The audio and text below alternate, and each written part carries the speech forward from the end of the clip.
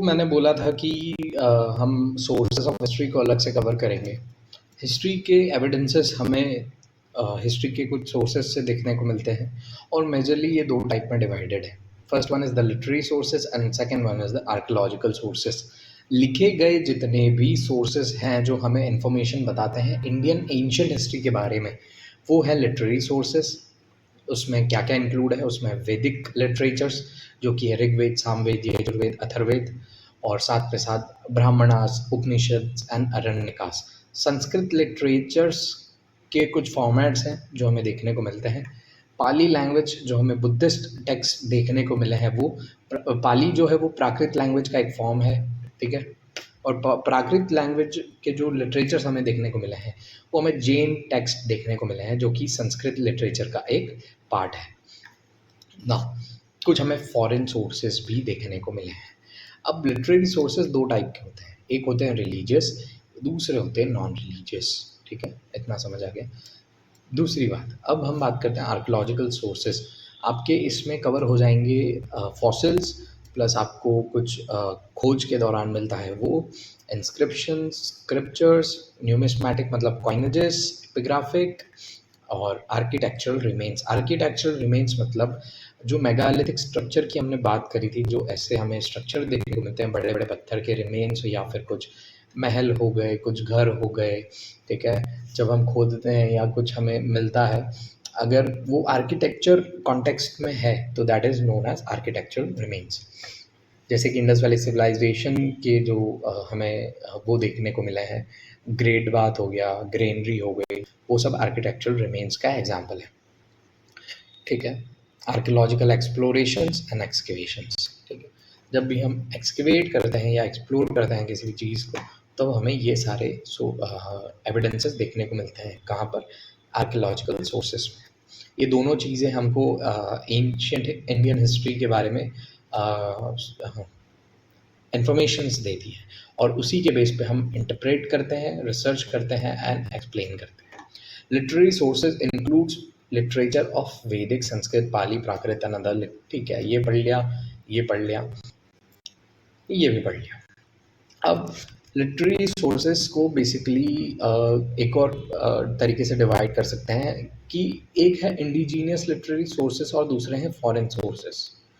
अब एक है इंडिजीनियस लिटरेरी सोर्सेज और दूसरा है फॉरेन सोर्सेज। तो जो इंडिया में ही लोगों के द्वारा लिखे गए, यहाँ के राजाओं के द्वारा लिखे गए, उनके जो कोटिशंस होते थे उनके द्वारा लिखे गए। फॉरेन सोर्सेज जो बाहर से एम्बेसडर्स आए थे, या फिर कोई अपना फॉरेन का जो क्या बोलते हैं उसको, फॉरेन थ्रेड से या फॉरेन एक्सप्लोर करते हैं जब वो, तब अगर उस दौरान कोई लिटरेचर लिखता है तो that comes under the foreign sources. Indigenous literary sources को हम मेजरली दो पार्ट में डिवाइड करते हैं। First one is the religious sources and second one is the non religious sources. Religious sources का कॉन्टेक्स्ट होता है इंडियन रिलीजन्स के साथ, ठीक है। अब जैसे वेदास मतलब Rigveda, Yajurveda, Samaveda, Atharvaveda, Brahmanas, Aranyakas and Upanishad. Epics that is the Mahabharata and Ramayana. Purana 18 जो 18 चैप्टर्स ऑफ पुराण्स हैं, उसमें जीनियोलॉजीज बताई गई है किंग्स की, ठीक है, जो क्रोनोलॉजिकल ऑर्डर में नहीं है परंतु हमें पता है, ठीक है। बुद्धिस्ट टेक्स्ट के बारे में बात होगी, जैन टेक्स्ट के बारे में बात होगी। बुद्धिस्ट से आप हमेशा रिलेट करना पाली लैंग्वेज को, और जैन टेक्स्ट से आप हमेशा रिलेट करना प्राकृत लैंग्वेज को। ये हम क्यों पढ़ रहे हैं? जस्ट बिकॉज हमको ये वेद, एपिक, पुराण, बुद्धिस्ट, जैन, पुराण से आप जाओगे तो किंग्स की जीनियोलॉजीज को आपको समझना है। तो इन सब का पता होना हमें ये बताएगा कि हमें चीज़ों का इन्फॉर्मेशन कहाँ कहाँ से मिली। तो आप उस समय पर जब हम पढ़ेंगे उस बारे में तो आप रिलेट कर पाओगे, ठीक है। अर्थशास्त्र बाय कौटिल्य, चंद्रगुप्त मौर्य के रेन में ये बहुत इम्पोर्टेंट करेंगे, ठीक है। कौटिल्य जिन्हें चाणक्य भी कहा जाता है। Ashtadhyayi by Panini, the 8 chapters by Panini is literature which contains मतलब ग्रामेटिकल आपको इन्फॉर्मेशन देंगे ये कि सूत्र कैसे लिखा जाता है, ठीक है। उसके बारे में अष्टाध्यायी में पता पड़ेगा। Mahabhashya by Patanjali is also another significant literary sources. अब ये नॉन रिलीजियस सोर्सेस के एग्जांपल्स थे, ये रिलीजियस लिटरेरी सोर्सेस के एग्जांपल थे। पुराण हो गई, epic narrate genealogies of kings and their achievement, but they are not, ठीक है। The Vedic literature contains mainly 4 Vedas, Rigveda, Yajurveda, Atharvaveda, Samaveda. इसमें क्या मिलेगी आपको? इसमें आपको मिलेगी प्रेयर्स, हिम्स, ठीक है, मैजिक चैंट्स और स्पेल्स हो गई, मतलब मंत्र उच्चार और ये सब जो भी बोलते थे किसी भी सैक्रिफिशियल रिचुअल के दौरान, उस वो सब इसमें लिखा गया है। बेसिकली ऋग्वेद में ये सब लिखा गया है। यजुर्वेद इसका ऑलमोस्ट सिमिलर वर्जन है। सामवेद एंड अथर्ववेद जो है ये लेटर वैदिक टेक्स्ट है। इन सब के बारे में बताऊंगा कि मैं क्या बता रहा हूँ। Ashtadhyayi written by Panini is a book on grammar that gives excellent information on the art of writing in sutra और precepts. Later Vedic include the Brahmanas, Aranyakas and Upanishad, ठीक है। ये प्रोज टेक्स्ट है। प्रोज टेक्स्ट मतलब डिस्क्रिप्टिव टेक्स्ट है, किसी भी चीज़ का वर्णन करते हैं। Aranyakas are the forest books which, जब अरण्यकास तब उन स्टूडेंट्स को दी जाती थी जो फॉरेस्ट ड्वेलिंग स्टूडेंट्स होते थे, जो जंगल में जाकर अपनी अध्याय पूर्ण करते थे, ठीक है। उसके बारे में बात करेंगे। उपनिषद बेसिकली ये जो है ना, ये आपको मैं बताऊं तो spiritual and philosophical problems plus songs plus इसमें राइम्स वगैरह है, ठीक है। ये कम्प्लीटली वैदिक सोसाइटी से एट्रीब्यूटेड है, ठीक है। ब्राह्मणास जो है डिस्क्रिप्शन देते हैं वैदिक रिचुअल्स के बारे में, मैंने बताया प्रोस टेक्स्ट हैं ये। Aranyaka's and Upanishad gives speeches on different spiritual and philosophical problems. पुराण जो है वो हिस्टोरिकल अकाउंट्स के बारे में बताते हैं, जीनियोलॉजीज ऑफ किंग के बारे में बताते हैं। रामायण एंड महाभारत सबको पता है कि religiously very important book. Jain and Buddhist text written in Prakrit and Pali languages. Early Jain literature is most written in Prakrit language. Prakrit language of the form of Sanskrit language, मैंने इधर बताया क्या? हाँ बता दिया, ठीक है। उसके बाद Pali language was a form of Prakrit language which was used in Magadha. Pali language जो है वो प्राकृत लैंग्वेज का एक फॉर्म है जो मगध में सबसे ज़्यादा यूज़ की जाती थी, और आप इससे बुद्धिज़्म को भी आप कहीं ना कहीं रिलेट कर पाएंगे। और जो अर्ली बुद्धिस्ट लिटरेचर था वो पाली लैंग्वेज में ही लिखा जाता था। बुद्धिस्ट की कुछ बुक्स हैं जिन्हें हम जटाका स्टोरीज कहते हैं। ये जटाका स्टोरीज क्या है इसके बारे में अपन बात करेंगे। अर्थशास्त्र is a book on statecraft written by Chanakya during the Mauryan Empire। ये बहुत इंपॉर्टेंट है, इस चीज़ को भी ध्यान रखना है, इसके बारे में बात करेंगे। मुद्रा राक्षस जो है एक प्ले है विशाखदत्ता के द्वारा लिखा हुआ। ये उस समय की सोसाइटी और कल्चर के बारे में बताता है। मालविका अग्निमित्रम पुष्यमित्र शुंगा से डायरेक्ट कनेक्ट करना, ये लिखी गई है कालिदास से। ये इन्फॉर्मेशन देते हैं पुष्यमित्र शुंगा डायनेस्टी के रेन से, ठीक है। भाषा and Sudraka are other poets who have written plays based on historical events। ये नाटकीय लिटरेरी सोर्स हैं जिसमें नाटक किया जाता था, प्लेज होते थे हिस्टोरिकल इवेंट्स के बेसिस पे, जिसका नाम है भास और शुद्रका। हर्ष चरित्र जो है वो बाण भट्टा जी ने लिखी थी, जो कि historical facts about which we can not have known otherwise.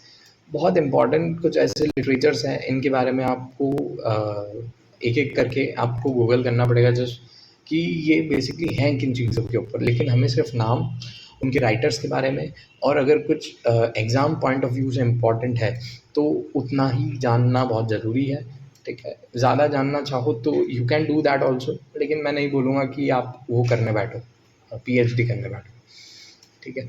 अब यशोवर्मन जो कि कन्नौज के एक्सप्लोइटेशन में जो थे, उसके ऊपर लिखा है वाकपति ने, जो क्या लिखा है, गोदवाहो, ठीक है। ये भी याद रखना। Vikram Dev Charitra written by Bilhana describe the victories of later Chalukyan Vikramaditya. Vikramaditya के ऊपर विक्रमन देव चरित्र किसने लिखा है? Written by बिल्हाना।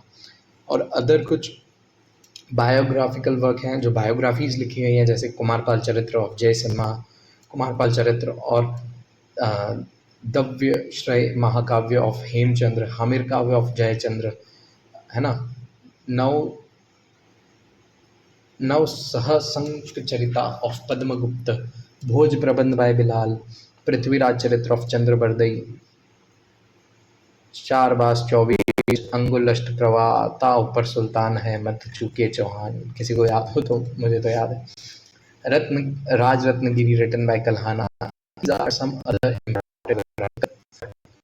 अब ये इंडिजीनियस पीपल्स ने लिखे। फॉरेन अकाउंट्स के बारे में बात कर लेते हैं। जैसे कि इन्वेजन हुआ था, मैं फॉरेन इन्वेजन की बात कर रहा था। अलेक्जेंडर ने जब उनका इन्वेजन करा था तो वो किसने लिखा था? एरियन ने, जो कि एक दूसरे हमारे लिटरेरी सोर्सेस के लिए बहुत इंपॉर्टेंट प्लेस होल्ड करते हैं। Greek king send their ambassador to Pataliputra, Megasthenes, ठीक है, डायमेकस एंड डायोनाइसस, जिन्होंने Indian polity, administration, society and culture के बारे में बहुत कुछ लिखा। मैगस्थनीस की एक बुक थी Indica, which is important book, Periplus of Erythraean Sea, ठीक है। मैनी चाइनीज ट्रैवलर, और चाइनीज ट्रैवलर भी इंडिया आते थे बुद्धिस्ट पिलग्रिम्स के रूप में from time to time. 3 important pilgrims पर फा हेंग, फैक्चिन, यून सेंग, जो कि साउंड जैंग बोलते हैं, और आई सिंग जेंग Yijing visited India in 7th century. इनके समय के बारे में, इनके बारे में हम आगे पढ़ेंगे, ठीक है। जब हम बुद्धिज़्म और जैनिज़्म पढ़ेंगे, प्लस हम जब मिडाइवल पीरियड पढ़ेंगे, तो उन सब में ये कहीं ना कहीं वापस आपको नाम देखने को मिलेंगे ना। आर्कियोलॉजिकल सोर्सेज की बात कर लें तो आर्कियोलॉजिकल सोर्सेज हमारा नॉलेज इतना इन्हांस करते हैं हमारे पास्ट को लेके, वो मटीरियलिस्टिक चीज़ें बताते हैं which we could not have obtained otherwise. Literary sources आपको लिखा हुआ मिल जाएगा, उसके लिए आपको सोचना पड़ेगा कि ये ऐसे हुआ होगा, ये ऐसे रहा होगा, ठीक है। और कहीं कहीं आर्कियोलॉजिकल सोर्सेज हमें कंटेम्प्रेरी देखने को मिल जाते हैं। 1920 तक इंडियन सिविलाइजेशन जो है वो मतलब जो आपका इंडियन सिविलाइजेशन है वो 6th सेंचुरी के लगभग चालू हो गया था। लेकिन जब हमने मोहनजोदाड़ो, कालीबंगन और हड़प्पा में एक्सकेवेट करा, तो वो बताता है कि ये 600 बीसीई का नहीं है, ये 5000 बीसी, 6000 बीसीई का नहीं है ये, जबकि 5000 बीसी का है, ठीक है। तो आर्कियोलॉजिकल एक्सकेवेशंस हमें जो हम कार्बन डेटिंग करते हैं उससे हमें डेट्स पता करने में बहुत ईजी होता है, ठीक है। Archaeological sources includes inscription like the Ashokan inscription, Ashoka का जो इंस्क्रिप्शन है, जो पिलर्ड इंस्क्रिप्शन है, ठीक है, उन सब के बारे में हमें इंस्क्रिप्शन मिलते हैं। That comes under the archaeological sources.